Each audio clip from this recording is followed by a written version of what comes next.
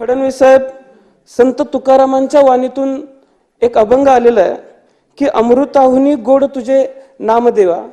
आता संतांच्या वाणीतून सुद्धा आपलं नाव इतक्या गोड पद्धतीने घेतलं गेलेलं आहे. त्यामुळे पुढच्या काळामध्ये काम करत असताना तुम्ही विरोधी पक्षाला गोड पद्धतीची वागणूकच द्याल अशी विनंती सुद्धा मी आज या ठिकाणी आपल्याला करतो.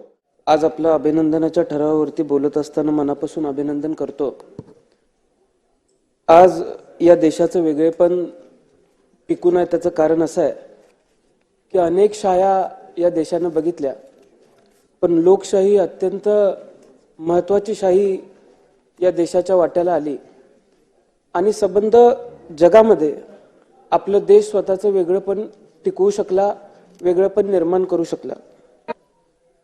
त्याचं दुसरंही कारण असं आहे की संसदीय पद्धत जी आपण कमावली त्या संसदीय पद्धतीमुळे आपल्या लोकशाहीला एक वेगळं महत्त्व निर्माण झालं.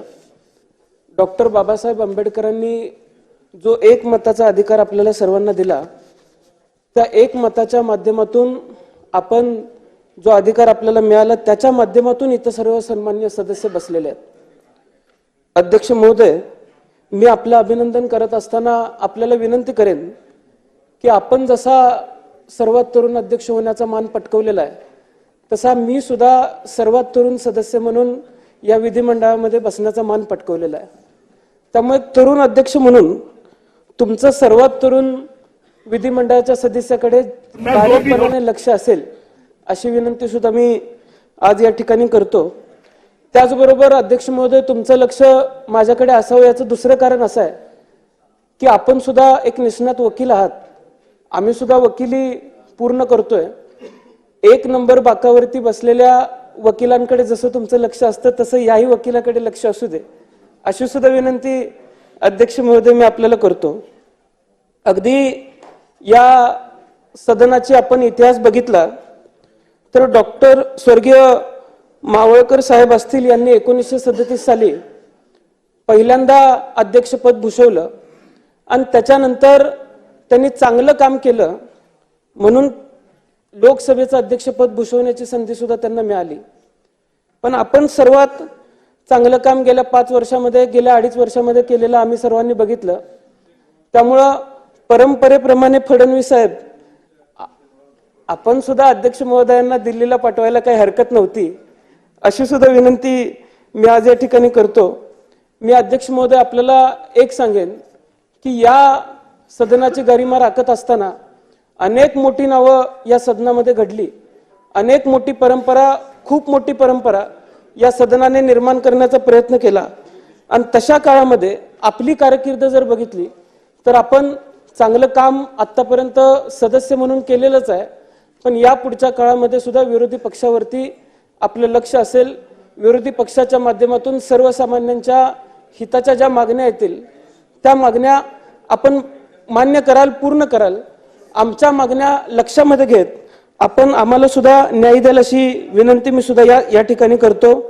हंगामी अध्यक्ष म्हणून कोळंबकर साहेबांनी काल परवा आमच्या सर्वांची शपथ घेतली. मी साहेबांचं मनापासून आभार मानतो की माझ्या आयुष्यातली सर्वात प्रथम आमदारकीची शपथ मला त्यांच्या माध्यमातून घ्यायला मिळाली. त्याबद्दल सुद्धा मी साहेबांचं मनापासून आभार मानतो. आदरणीय फडणवीस साहेबांचं सुद्धा मी मनापासून अभिनंदन करतो. फडणवीस साहेब, संत तुकारामांच्या वाणीतून एक अभंग आलेला आहे की अमृताहुनी गोड तुझे नामदेवा. आता संतांच्या वाणीतून सुद्धा आपलं नाव इतक्या गोड पद्धतीने घेतलं गेलेलं आहे.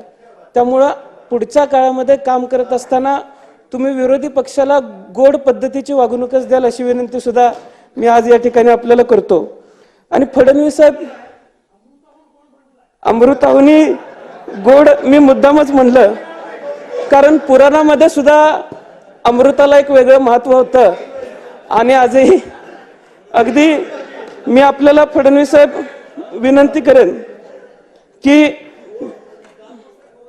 विरोधी पक्षाला सुद्धा आपण सहकार्य कराल. आदरणीय शिंदे साहेब असतील, आदरणीय अजितदादा असतील, सन्माननीय सदस्य असतील, यांचं सुद्धा मी मनापासून अभिनंदन करतो. आणि येत्या काळामध्ये अध्यक्ष महाराज, माझी आपल्याला विनंती असणार आहे की अनेक लोकांशी चर्चा केल्यानंतर वेगवेगळ्या ज्या समित्या गठीत होतात त्या समित्यांच्या माध्यमातून चांगलं कामकाज या सदनामध्ये व्हावं अशी सुद्धा विनंती मी आपल्याला करतो. कारण अनेक आमदारांकडून अनेक सदस्यांकडून असं आम्हाला ऐकायला मिळालं की जी आश्वासनं अधिवेशनाच्या दरम्यान दिली गेली त्या आश्वासनांची पूर्तता होत नाही.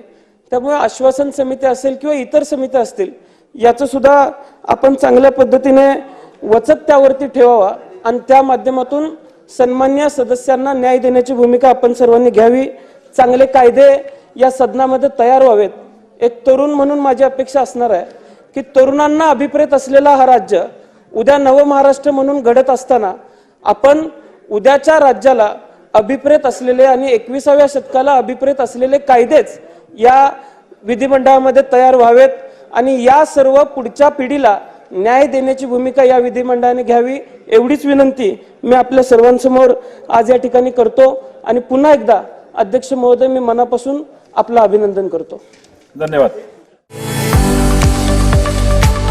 सोलापुरात कोणत्याही लोकेशनवर एनए प्लॉट बुक करा, ते पण फक्त 4 लाखात 1000 square feet. Collector NA plot, ADTP layout मंजूर, लाईट, रस्ते, पाणी, ड्रेनेजची उत्तम सोय, प्रत्येक प्लॉटचा 7/12 उतारा, कर्जाची सोय उपलब्ध. सन डेव्हलपर्स अँड कन्स्ट्रक्शन्स. अधिक माहितीसाठी आजच फोन करा 91 68 800 900. सन डेव्हलपर्स, नातं व्यवहारापलीकडचं.